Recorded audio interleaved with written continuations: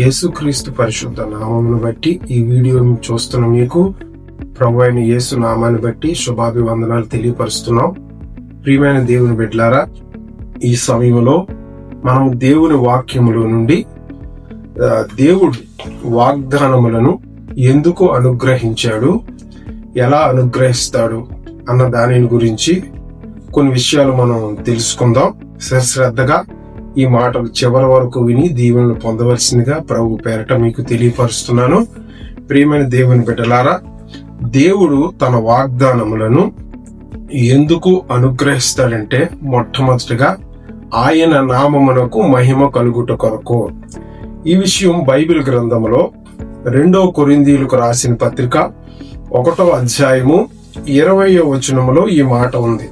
ఆ మాట ఏంటంటే, దేవుని వాగ్దానములు ఎన్ని అయినను అన్నియు క్రీస్తునందు అవునన్నట్టుగానే ఉన్నవి గనుక మన ద్వారా దేవునికి మహిమ కలుగుటకై అవి ఆయన వలన నిశ్చయములై ఉన్నవని బైబిల్ గ్రంథములో ఈ మాట మనకు రాయబడి ఉన్నది. కనుక దేవుడు తన వాగ్దానములను మనకు ఎందుకు అనుగ్రహించాడంటే ఆయన ఘనమైన నామానికి మహిమ కలుగుట కొరకు. అలాగే దేవుని యొక్క వాగ్దానములను దేవుడు ఎందుకు అనుగ్రహించాడంటే పరిశుద్ధత, పవిత్రత కలిగి జీవించడానికి. చూడండి, బైబిల్ గ్రంథంలో 2 కొరింథీయులకు రాసినటువంటి పత్రిక 7వ అధ్యాయము 1వ వచనములో ఈ మాట ఉంది. ప్రియులారా, మనకు ఈ వాగ్దానములు ఉన్నవి గనుక దేవుని భయముతో పరిశుద్ధతను సంపూర్తి చేసుకొనుచు శరీరమునకును ఆత్మకును కలిగిన సమస్త కల్మషము నుండి మనలను పవిత్రులనుగా చేసుకొందుము.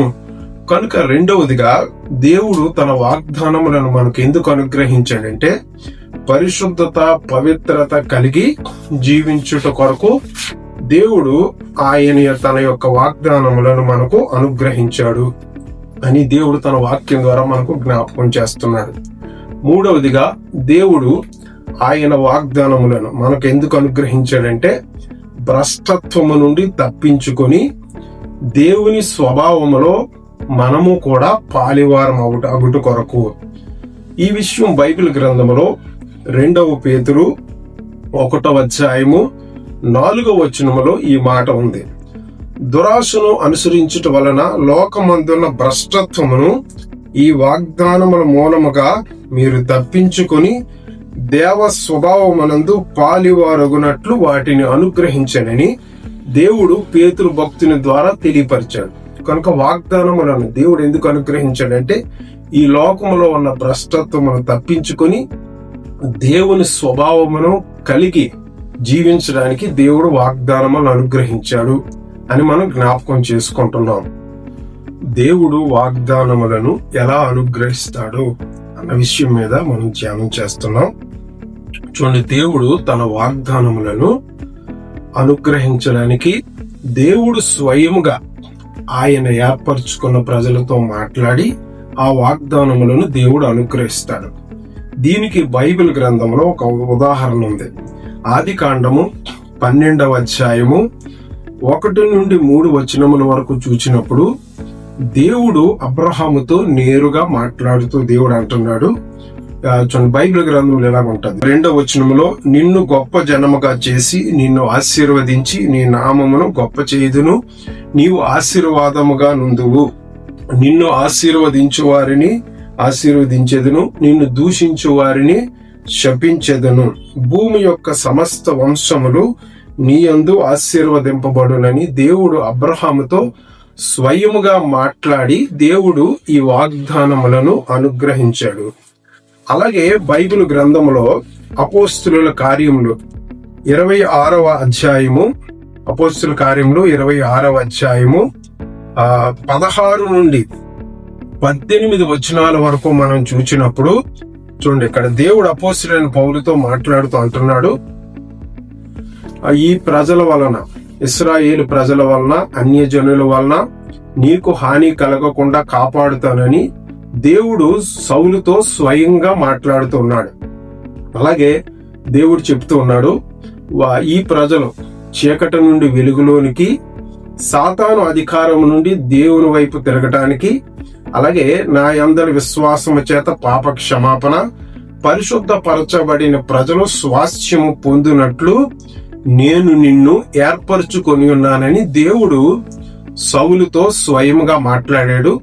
ఈ సౌలే తర్వాత పౌలైనట్లుగా మనం బైబిల్ గ్రంథంలో చూస్తాం.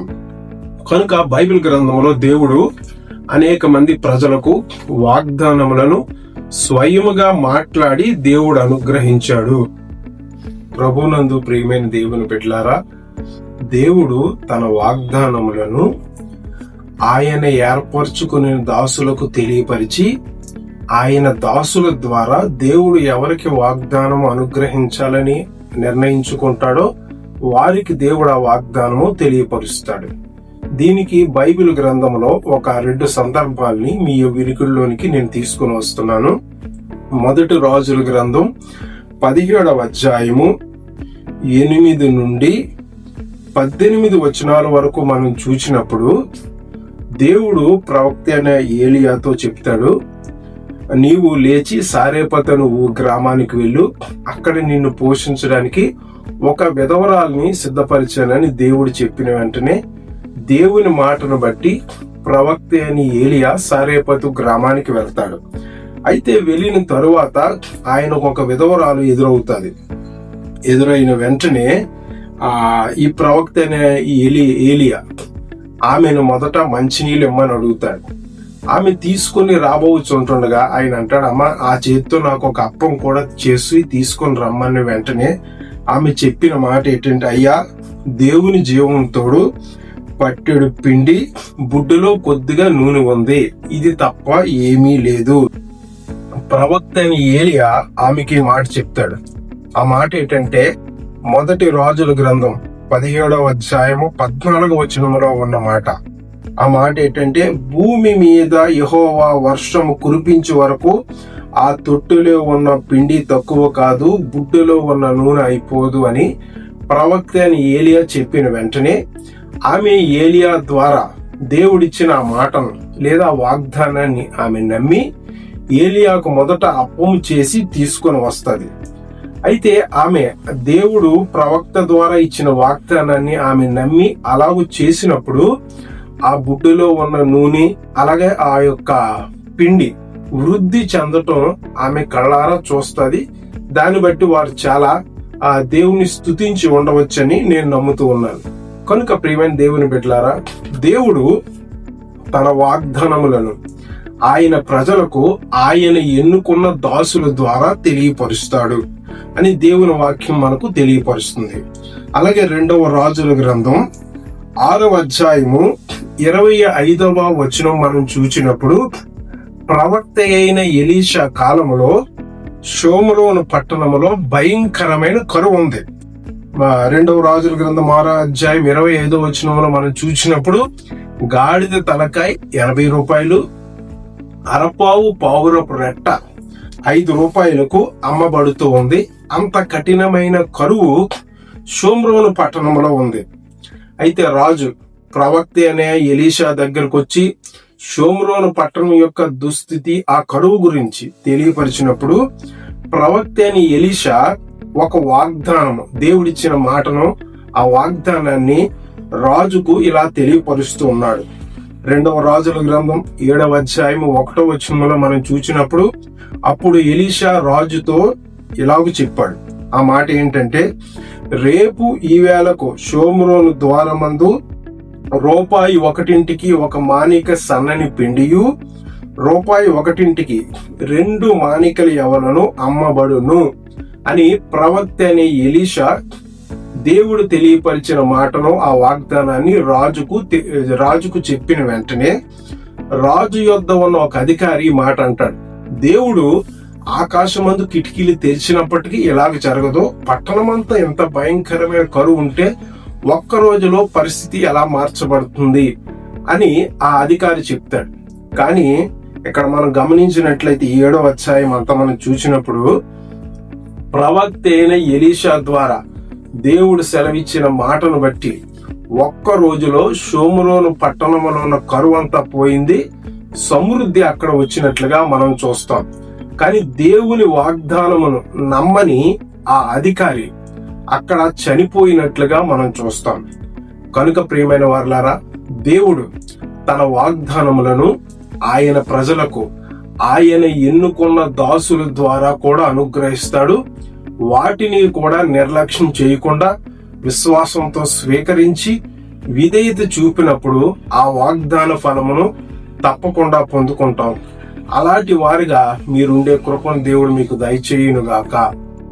ప్రభునందు ప్రియులారా, ఈ మాటలు వింటున్నా మనము ఒకప్పుడు మన స్థితి ఏమిటంటే, బైబిల్ గ్రంథం మనకి ఇలా తెలియపరుస్తుంది.